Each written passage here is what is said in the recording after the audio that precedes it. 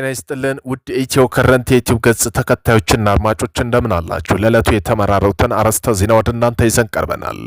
ኡጋንዳ በኬንያ በኩል የባህር በር እንደምታገኝ አረጋግጣለሁ ሲሉ የኬንያው ፕሬዝዳንት ዊሊያም ሩቶ ተናግረዋል። የኬንያው ፕሬዝዳንት ዊሊያም ሩቶ በኬንያና በኡጋንዳ መካከል የህንድ ውቅያኖስ መዳረሻ ላይ ዲፕሎማሲያዊ አለመግባባት ሊፈጠር ይችላል የሚለውን ስጋት ውድቅ አድርገዋል። በዚህም የዜና ትንታኔ ያካተናል።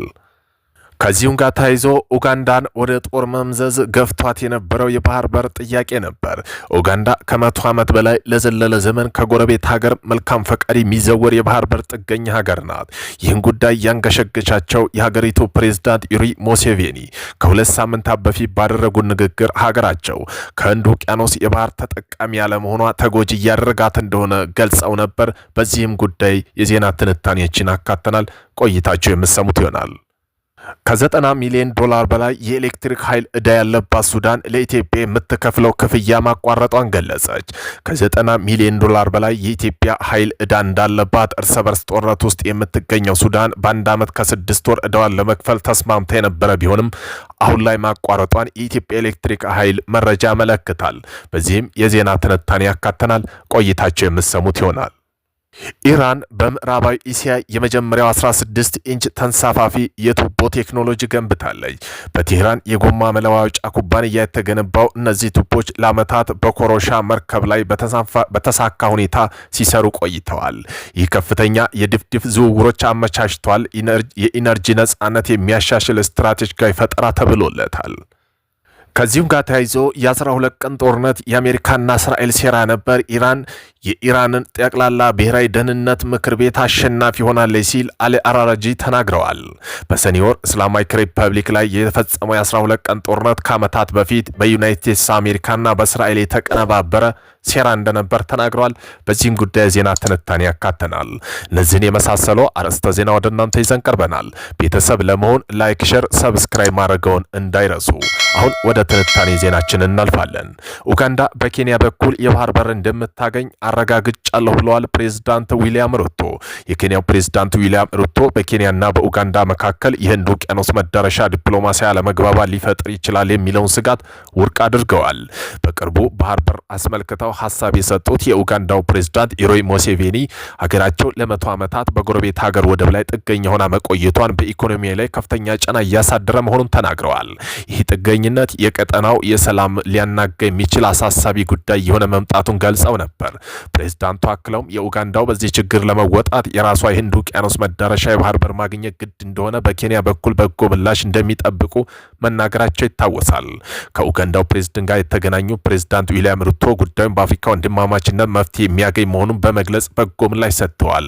በኡጋንዳ በባህር በር ጥያቄ ምክንያት በሁለት ሀገር መካከል ግጭት ይነሳል ተብሎ የሚያወሩ ወገኖች ሀሳብ እንደማይሳካና እነዚህ ወገኖች ከድርጊታቸው እንዲቆጠቡ ፕሬዝዳንት ዊሊያም ሩቶ አሳስበዋል። ፕሬዝዳንት ዊሊያም ሩቶ በኡጋንዳ ፖሮሮ የሚገኘው ዱብካ ግዙፍ የብረት ፋብሪካ ማስጀመሪያ መርሃ ግብር ላይ ባደረጉ ንግግር ኡጋንዳ በኬንያ በኩል ወደ ህንድ ውቅያኖስ መዳረሻ የባህር በር እንዲታገኝ ግጭት አያስፈልግም ብለዋል። ሀገሪቱ በንግድና መሰረተ ልማት ግንባታ ላይ ጠንካራ ትብብር እንዳላቸውና ሀገራቸውን ይህ ትብብር ወደ ላቀ ደረጃ ለማሳደግ ዝግጁ መሆናቸውን በቃል አቀባይ በኩል በመግባት አረጋግጠዋል። ኡጋንዳና ኬንያ እህትማማቾች ስለሆኑ ለትብብር እንጂ ላሉታዊ ውዝግቦች ጊዜ የላቸውም ያሉ ፕሬዝዳንት ዊሊያም ሩቶ ኡጋንዳ በኬንያ በኩል የባህር በር ታገኝ ሀገራቸው ፈቃደኛ መሆኗን አረጋግጠዋል። ኬንያ የነዳጅ ማስተላለፊያ መስመር ብቻ ሳይሆን መንገድና የባቡር ሀዲድ ለማስፋፋት በስፋት እየሰራች ያለው ቀጠናው አንድ ሆኖ አብሮ መልማት እንዳለበት ስለምታመን መሆኑን ገልጸዋል። በሚቀጥለው ሳምንታት በናይሮቢ አቅራቢያ የሚገኘው የሞምባሳ ወደብ መዳረሻ ሮኒ ተነስቶ ኡጋንዳና ኬንያ እንደሚያዋስነው ማላባ የሚደርሰው መንገድ ማስፋፊያ ፕሮጀክት እንደሚያስጀምሩም ተናግረዋል።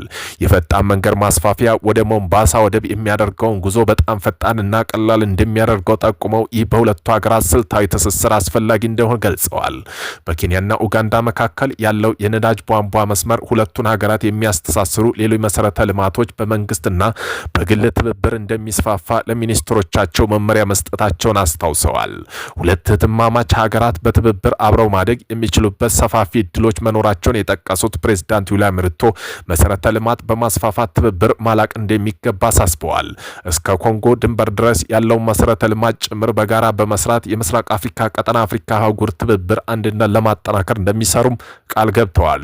ዛሬ እያደረግን ያለነው ፕሮጀክት ማስጀመር ብቻ አይደለም፣ የአፍሪካ የነጻነት ሂደት አካል ነው። ሂደቱ ግን ቀጣይ ነው ያሉት ደግሞ የኡጋንዳው ፕሬዝዳንት ዩዌሪ ሙሴቬኒ ናቸው። ወደብ አልባ የሆነችው ኡጋንዳ ከህንድ ውቅያኖስ ዳርቻ ያላት ርቀት 734 ኪሎ ሜትር ገደማ ሲሆን ባህሩን ለማግኘት ኬንያ ማቋረጥ ይጠበቅባታል። ሁለቱም መሪዎች በጋራ ያስጀመሩትና በምስራቅ ኡጋንዳ አስተዳደርና የንግድ ከተማ ቶሮሮ ከተማ የሚገኘው የብረታ ብረት ፋብሪካ $500 ሚሊዮን ወጪ የሚሰሩ ሲሆን እንደ አውሮፓ አቆጣጠር 2027 ጀምሮ በአንድ ዓመት 1 ሚሊዮን ቶን ብረት ማምረት እንደሚጀምሩ ኬንያ ብሮድካስት ኮርፖሬሽን መረጃውን አመልክቷል። ኡጋንዳን ወደ ጦር መማዘዝ ገፍቷት የነበረው የባህር በር ጥያቄ ኡጋንዳ ለ100 ዓመት ያህል ለዘለለ ዘመናት ከጎረቤት ሀገር መልካም ፈቃድ የሚዘወር ባህር በር ጥገኛ ናት። ይህ ጉዳይ ያንገሸገሸው የሀገሪቱ ፕሬዝዳንት ዩዌሪ ሙሴቬኒ ከ2 ሳምንታት በፊት ባደረጉት ንግግር ሀገሪቱ ከህንድ ውቅያኖስ ባህር በር ተጠቃሚ ያለመሆኗን ተጎጂ እንዳደረጋት እንደሆነ ገልጸው ነበር። ፕሬዝዳንቱ ከሀገሪቱ ባለስልጣንና ጋዜጠኞች ባደረጉ ውይይት ባህሮቹና ውቅያኖሶች በብቸኝነት የመጠቀምና የውሃ ብቸኝነት ባልተቤት እንደሆኑ ማሰብ ፍትሃዊ ያልሆነና የእብደት አስተሳሰብ እንደሆነ ፊት ለፊት ተናግረዋል። የባህር በር የሌላቸው የአፍሪካ ሀገራት የባህር በር ተጠቃሚ ሳይሆኑ ከቀጠሉ ወደፊት ጦርነት መነሳታቸው አይቀሩ ነው ሲሉ ያስገነዘቡት ፕሬዝዳንቱ ሀገራቸው ለ100 ዓመታት ከጎረቤት ሀገር ወደብ ላይ ጥገኛ ሆና መቆየቷ በኢኮኖሚያ ላይ ከፍተኛ ጫና እያሳደረ መሆኑን አውስተው ጥገኛ የቀጠናው ሰላም ሊያናጋ የሚችል አሳሳቢ ጉዳይ እንደሆነ መምጣቱን ገልጸዋል። ኡጋንዳ ከዚህ ችግር ለመውጣት ራሷ የህንድ ውቅያኖስ መዳረሻ ባህር በር ማግኘት ግድ እንደሆነ በኬንያ በኩል በጎ ምላሽ እንደሚጠብቁ መናገራቸው የሚታወስ ነው። ፕሬዝዳንቱ ንግግር መረዳት እንደሚችሉ ይዋሊደር እንጂ ኡጋንዳ የባህር በር ባልተቤት ለመሆን ፍትሃዊ ካልሰፈነ በስተቀር ወደ ጦርነት መማዘዝ መግባቷ እንደማይቀር ነው። ሀገሪቱ ወደ ጦር መማዘዝ ገፍቷት የነበረ የባህር በር ጥያቄ ግን እንደተጠበቀው ቀጠና አላመሰም። በጎ ምላሽ ይጠበቅበታል ስትባል የነበረችው ኬንያም የተጠበቀውን አድርጋለች። ኡጋንዳ በህንድ ውቅያኖስ ባህር በር ተጠቃሚ እንድትሆን በኬንያ በኩል አስተማማኝ ዋስትና እንዳላት የኬንያው ፕሬዝዳንት ዊልያም ሩቶ ተናግረዋል። ፕሬዝዳንት ሩቶ ከኡጋንዳ አቻቸው ፕሬዝዳንት ዩዌሪ ሙሴቬኒ ጋር በኡጋንዳ ቶሮሮ ግዛት ፋብሪካ ግንባታ ማስጀመር መርሃ ግብር ላይ የተገኘው ባደረጉ ንግግር ኡጋንዳ በኬንያ በኩል የባህር በር ተጠቃሚ እንድትሆን በኬንያ ዋስትና አላት ነው ያሉት። የጋዝ ማስተላለፊያ መስመር ብቻ ሳይሆን መንገድና የባቡር ሀዲዱን ጭምር የምናስፋፋው ለዚሁ ነው ሲሉ ፕሬዝዳንት ሩቶ አስረድተዋል። ፕሬዝዳንቱ ይህን ያደረጉ በቀጠናው አንድነት መንቀሳቀስ እንዳለባት ስለሚያምኑ በመሆኑ ገልጸው በዚህም ሁለቱ ሀገራት ባህር በር ተጠቃሚ ምክንያት ጦርነት ውስጥ ሊገቡ ይችላሉ መባሉን ውድቅ አድርገዋል። ኬንያና ኡጋንዳ ወንድማማችና እህትማማች በመሆናቸው በዚህ ምክንያት ወደ ጦርነት እንደማይገቡ ጠቅሰው አሉታዊ ግንኙነት ጊዜ የለንም ብለዋል። በመሆኑ ፕሬዝዳንት ሩቶ ኬንያ ከኡጋንዳ ጋር በጋራ በመስራት የስራ ዕድል መፍጠር፣ ኢንቨስትመንት መሳብና ግዙፍ የልማት ፕሮጀክቶችን ማሳካት እንደምትፈልግም ገልጸዋል። ቀጠናው ማስተሳሰርና ብልጽግና በጋራ እንፈልጋለን፣ ድህነት ልንጋራው የምንችለው ነገር አይደለም ብለዋል ዊልያም ሩቶ። ከ90 ሚሊዮን ዶላር በላይ የኤሌክትሪክ ኃይል ዕዳ ያለባት ሱዳን ለኢትዮጵያ የምትከፍለው ክፍያ ማቋረጧን ተገለጸ።